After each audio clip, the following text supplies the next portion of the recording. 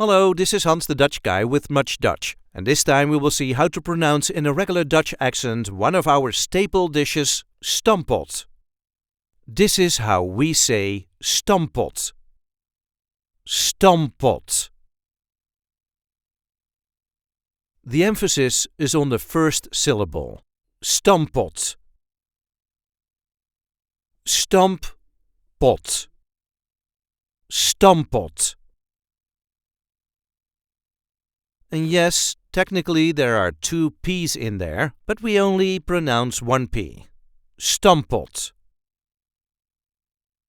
Stampot is a mashed dish with potatoes and a vegetable, like carrots, andive, spinach, Dutch kale or even sauerkraut, and is best served with a Dutch sausage on top of it.